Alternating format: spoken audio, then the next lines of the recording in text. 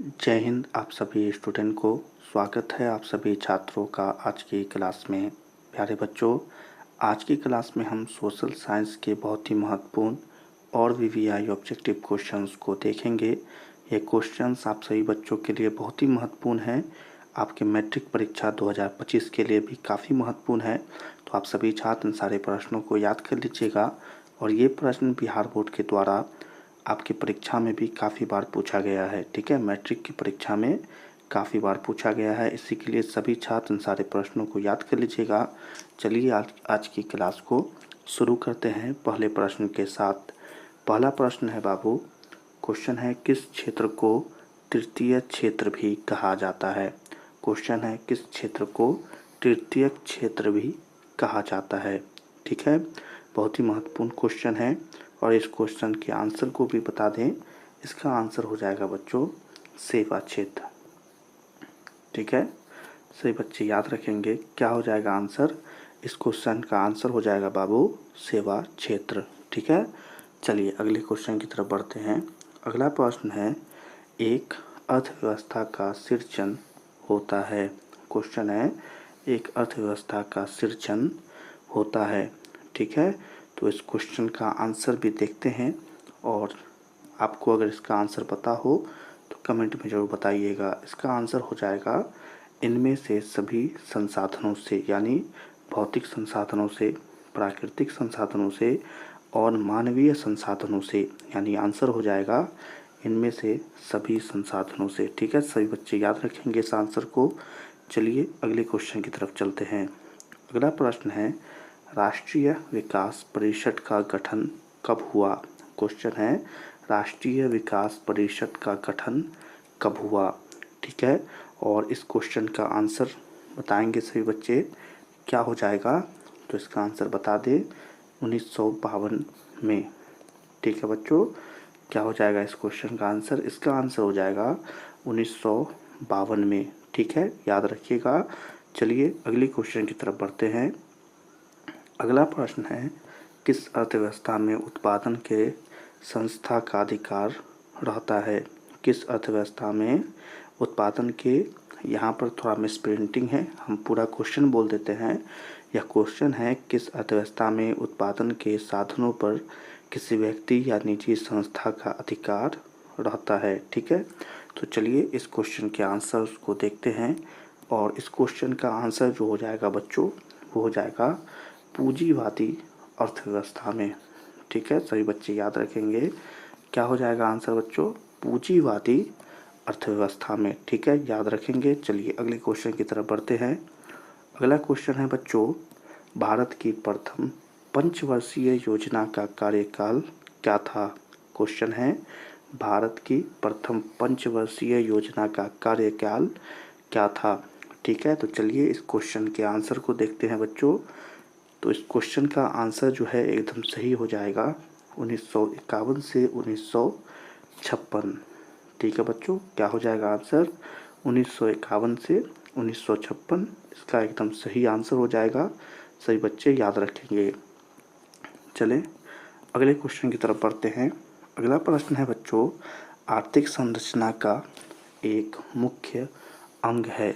Question है आर्थिक संरचना का एक मुख्य अंग है। और इस क्वेश्चन का आंसर आप सभी बच्चों के सामने है। इसका आंसर हो जाएगा यातायात एवं संचार व्यवस्था। ठीक है, यातायात एवं संचार व्यवस्था इसका एकदम सही आंसर हो जाएगा। सभी बच्चे याद रखेंगे। चलें अगले क्वेश्चन की तरफ बढ़ते हैं।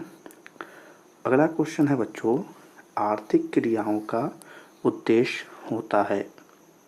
क्वेश्चन है आर्थिक क्रियाओं का उद्देश्य होता है। ठीक है, और इस क्वेश्चन के आंसर को बताएं सभी बच्चे क्या हो जाएगा।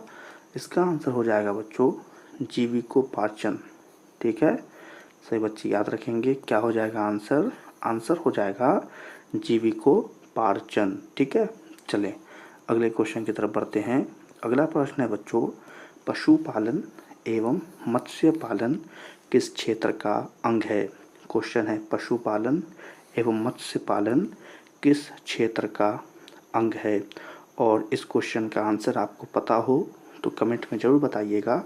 इस क्वेश्चन का आंसर हो जाएगा बच्चों प्राथमिक क्षेत्र। ठीक है, सही बच्चे याद रखेंगे, क्या हो जाएगा आंसर, प्राथमिक क्षेत्र इसका एकदम सही आंसर हो जाएगा। ठीक है, चलें अगले क्वेश्चन की तरफ बढ़ते हैं। अगला प्रश्न है बच्चों, निम्नांकित में कौन सामाजिक संरचना का अंग है। क्वेश्चन है निम्नांकित में कौन सामाजिक संरचना का अंग है, और इस क्वेश्चन का आंसर आप सही बच्चे बताएंगे। देखें इसके आंसर को और बताएं क्या होगा इसका आंसर। इसका आंसर होगा उपयुक्त सभी। ठीक है बच्चों, क्या हो जाएगा आंसर, इसका आंसर होगा उपयुक्त सभी। ठीक है, याद रखेंगे। चले अगले क्वेश्चन की तरफ चलते हैं। अगला प्रश्न है, सामान्यतः किसी देश के विकास का स्तर निर्धारित किया जाता है। क्वेश्चन है सामान्यतः किसी देश के विकास का स्तर निर्धारित किया जाता है। ठीक है, तो चले इसके आंसर को भी देख लें। इसका आंसर हो जाएगा बच्चों इनमें से सभी के द्वारा। ठीक है बच्चों, क्या हो जाएगा आंसर, इनमें से सभी के द्वारा, यानी प्रति व्यक्ति आय, स्वास्थ्य की स्थिति और साक्षरता दर। ठीक है, याद रखेंगे। चलिए अगले क्वेश्चन की तरफ बढ़ते हैं। अगला क्वेश्चन है, प्राथमिक क्षेत्र में कौन सी आर्थिक क्रियाएं शामिल है। क्वेश्चन है प्राथमिक क्षेत्र में कौन सी आर्थिक क्रियाएं शामिल हैं, और इस क्वेश्चन के आंसर को देखते हैं। तो यहाँ पर इसका क्वेश्चन आंसर हो जाएगा इनमें से सभी, यानी कि पशुपालन, कृषि और खनन, यह सब इसमें शामिल है। इसी के लिए इसका आंसर हो जाएगा इनमें से सभी, याद रखेंगे। चलें अगले क्वेश्चन की तरफ बढ़ते हैं। अगला क्वेश्चन है, समाजवादी अर्थव्यवस्था का गुण है। क्वेश्चन है समाजवादी अर्थव्यवस्था का गुण है, और इस क्वेश्चन के आंसर को बताएंगे। अगर आपको पता हो तो इसका आंसर हो जाएगा सामाजिक कल्याण। ठीक है बच्चों, क्या हो जाएगा इसका आंसर, इसका आंसर हो जाएगा सामाजिक कल्याण। ठीक है, चले अगले क्वेश्चन की तरफ बढ़ते हैं। अगला क्वेश्चन है, विकसित देशों की आय में वृद्धि के लिए किस पद का प्रयोग होता है। क्वेश्चन है विकसित देशों के आय में वृद्धि के लिए किस पद का प्रयोग होता है, और इस क्वेश्चन के आंसर को देख लेते हैं। इसका आंसर क्या होगा बच्चों, तो यहाँ पर इस क्वेश्चन के आंसर में थोड़ी गड़बड़ी है, और इसका आंसर जो एकदम सही होगा वो हो जाएगा आर्थिक वृद्धि। ठीक है बच्चों, क्या हो जाएगा आंसर, आंसर हो जाएगा आर्थिक वृद्धि। सही बच्चे याद रखेंगे। चले अगले क्वेश्चन की तरफ बढ़ते हैं। अगला क्वेश्चन है, बिहार के आर्थिक पिछड़ेपन का प्रमुख कारण क्या है। क्वेश्चन है बिहार के आर्थिक पिछड़ेपन का प्रमुख कारण क्या है, और इस क्वेश्चन के आंसर को देखते हैं। आपको पता हो तो इस आंसर को कमेंट में जरूर बताएंगे। इसका आंसर हो जाएगा उपयुक्त सभी।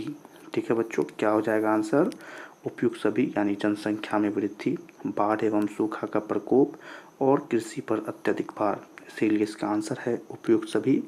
याद रखेंगे सही बच्चे। चले अगले क्वेश्चन की तरफ बढ़ते हैं। अगला प्रश्न है, आर्थिक विकास की माप के लिए सबसे उपयुक्त सूचकांक क्या है। क्वेश्चन है आर्थिक विकास की माप के लिए सबसे उपयुक्त सूचकांक क्या है, और इस क्वेश्चन के आंसर को देख लेते हैं। इस क्वेश्चन का आंसर हो जाएगा बच्चों प्रति व्यक्ति आय। ठीक है, क्या हो जाएगा आंसर, आंसर हो जाएगा बच्चों प्रति व्यक्ति आय। ठीक है, याद रखना है सही बच्चों को। और इसी क्वेश्चन के साथ आज की क्लास की महत्वपूर्ण और वीवीआई ऑब्जेक्टिव क्वेश्चन समाप्त होते हैं। आप सभी छात्र सारे प्रश्नों को याद कर लीजिएगा। ठीक है, तो चलिए आज की क्लास यहीं पर समाप्त होती है। आज की क्लास पसंद आई हो तो इस क्लास को लाइक कर दीजिएगा, और अभी तक हमारे चैनल को अगर सब्सक्राइब नहीं किया है तो सब्सक्राइब करके बेल आइकन को ऑल पर सेलेक्ट कर लें। आज की क्लास आपको कैसी लगी कमेंट में ज़रूर बताएं, और अपने दोस्तों के साथ भी इस क्लास को शेयर करें। सभी छात्रों से मिलेंगे अगली क्लास में, तब तक के लिए आप सभी छात्रों को जय हिंद।